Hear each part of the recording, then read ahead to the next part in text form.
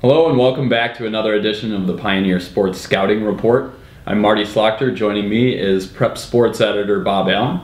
We're going to start this week actually taking a look back at the girls basketball season, which actually concluded on Tuesday night when Pine River lost its regional opener.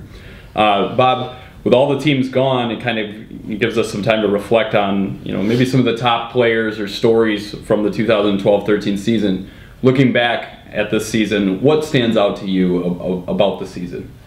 I think the first thing that really jumps out at you is Big Rapids going 20-0. I think that was kind of the story of the year. When they got to about mid-January, when they got to 6-7 games, you look at the schedule and you're like, hey, they can actually do this. So that was probably the story of the year.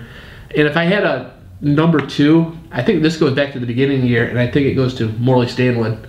People wanted to know how they were going to follow up a state championship, losing all that, points, rebounds, just everything. And, they ended up with 13 wins, which, I think it was a pretty good season for them overall. Yeah, a couple of other ones that come to mind to me. After the Pine River loses the opener to Reed City, they rattle off 21 straight wins, including a conference title and a district title. And also Crossroads, you can't forget about them setting a school record for wins this year as well. Yeah, and Crossroads kind of snuck up on us, in terms of, you talk to JJ, hey, we're 17-2, we're 18-2, and then he pops it, oh yeah, that ties the school record for wins. They're like, wow, they had a very nice season over there. And then Pine River bounced back after, they got handled really good by Reed City, and that takes a lot of character to come back and win a lot of games in a row like that. Now looking forward, we still got boys hoops in action, and hopefully we'll have some teams making a run toward district titles coming up on Friday.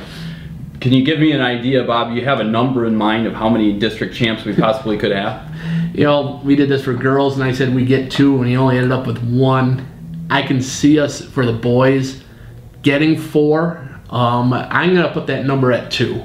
I think Big Rapids is a lock to get theirs, and who's going to get the other one? I'm going to put my my money on either Baldwin, Pine River, or Morley Stanwood. All three of them got a favorable draw, can get to the finals. The flip side is they're going to be playing the next best team in the final. Can they? Baldwin will get Catholic Central, who they've lost to twice. That's going to be kind of up in the air. Pine River and McBain have split this year, and Morley Stanwood will get Kent City, who will have 7 or 8 wins, but play in a tough conference. They played the Granville Calvin Christians and schools out of the Grand Rapids, so that record is deceiving. So I think we'll get one of those 3. Yeah, you mentioned a lot of those teams are actually the host district for the district. How big of a factor is that in having that home court advantage? When teams are often pretty closely divided when you're looking at district play. It is a big advantage, twofold. Obviously, you don't have to travel. You know the surroundings. There's a routine. That is, coaches always talk about players are creatures of habit.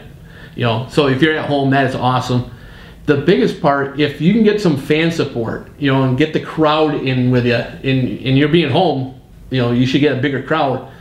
If times are down, you can get the crowd and get you going, and if things are going well, they can just kind of keep it going. So it does play a big part. Okay. Well, one of those teams, as Bob mentioned, is aiming to get their 2nd straight district title is Big Rapids. And our athlete spotlight this week is on Tyler Pellerito. Bob, can you talk a little bit about Tyler and his role as kind of a glue guy on a Big Rapids team, does some of the dirty work, gets the rebounds and things like that? Yeah, you hit it right on the head. He's kind of that glue guy that does nothing spectacular but does everything well. I talked to Kent Ingalls a couple weeks ago, just kind of chit-chatting about him. He goes, we don't have a single play designed for Tyler Pellerito, but yet when you look at the stat sheet, 8 points, 8 rebounds, 2-3 assists, 2-3 blocks, he does all those things that just don't show up spectacularly. He's not like Quinn Tyson, who will go off for 25 points, or Dario and Nick can handle the ball and have these fancy assists. Tyler doesn't do anything fancy, but at the end of the night, he's a solid guy. All right, check it out. The Athlete Spotlight, Tyler Pellerito.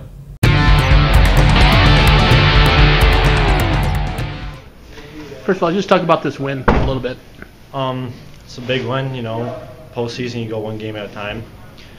And now we got a big game on Friday, but we haven't played in 2 weeks, so this game was kind of getting back in the swing of things before we won this one. Now we're going into the big game on Friday. Talk about Friday's game. I mean, you're playing Reed City for a third time. You know, no love lost, and you guys know each other pretty well. So what's going to be the difference? Hard work is what it's going to come down to. Is who's going to work harder, get that every turnover, or get every ball, loose ball, everything. That's what it comes down to. And you know, everyone's going to think about last year when we upset them at their home court. So it's going to be a big one. Obviously, you guys have the big bullseye on your back. How do you guys respond to that? We just take one game at a time, play our hardest, and we play our hardest. That's what it comes down to. What is the one thing that concerns you about Reed City? They kind of run some of the stuff that we run, and regardless, like our press, you know it's coming, but it's hard to beat regardless. So I don't know if they're going to kind of incorporate that against us this time. But, I mean, we got Dario and Nick and Quinn guards, so I'm not too worried about that. But And what's the one thing you like about your team right now? just the way we would play together. We're a family. Everyone can dish the ball. Everyone can score. That's what it just comes down to. We hit that groove where you just know someone's going to be there, so you can just dish the ball there. It's just we can think like each other. I don't know. It's just great. It's a great feeling. Welcome back to the Scouting Report. Joining me now is Pioneer columnist Brandon Fountain. We're going to start off talking a little college hoops here. And we thought we had the Big Ten race figured out. Then Indiana goes and messes things up last night with a loss on its home floor on senior night when they're celebrating a share of the title with a loss to Ohio State. At least five teams potentially that could end up with a share of this Big Ten title. Seems only appropriate that this race would go down to the wire like that. Let me ask you, Brandon, out of the teams that you've seen, who is the best team in the Big Ten this year? I think when it comes down to it and the pressure's on, I think Indiana still is. I mean, Ohio State can step it up, Michigan State can step it up. It's just when and if they will. I think Indiana has been the most consistent at stepping up when they needed to. Yeah, some of your thoughts on Michigan and Michigan State, who both have a chance to share it now. Michigan obviously has some issues on the defensive end and in the paint.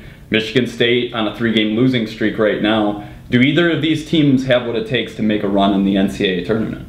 I think they both do. I think Michigan State, as much as history has shown that Tom Izzo can lead pretty much any team and any 5 guys into the tournament and coach them. Coaching kind of goes out the door, though, later on in the tournament. You're going to need athletes and you're going to need raw talent. Michigan has that. I think Michigan has a good chance at moving further along in the tournament than State, but it just remains to be seen. Okay. Well, it should definitely be an interesting Big Ten tournament, that's for sure, with potentially 4 teams in the top 10 there. Should be exciting to watch. Moving on now to NHL action. Where the Detroit Red Wings, I think we're starting to see a little bit of the progress now with this team. Heartbreaking loss on Sunday to the Blackhawks in a last second, a big penalty late in the game that led to that last second goal. And then, big win over the Avalanche last night. Where do you see this team is moving in a positive direction, or what are some of your thoughts on where this team is headed right now?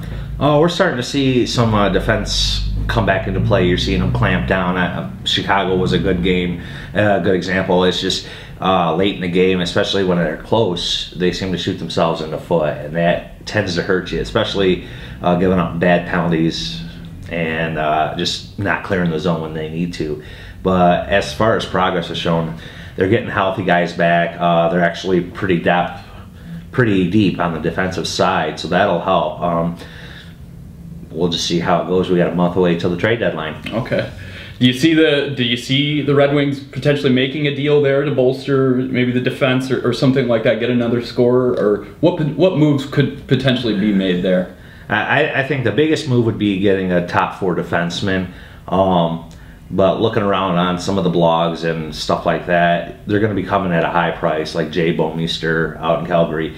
He's going to be wanting a lot, and Calgary's going to want a lot. But with the exception of Chicago and Anaheim, like the 3 through 10 seeds in the West are separated by 4 points. So one night you're in 10th and you win and you're up to 5th.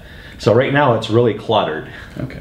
Well, you know, in a shortened season like we've had, it does add some excitement, makes games seem a little bit more significant. Has this been good for hockey? I mean, coming off of the lockout and all the discontent between fans and the ownership, has this actually turned out to be a good thing? Do you feel like this season has been a positive?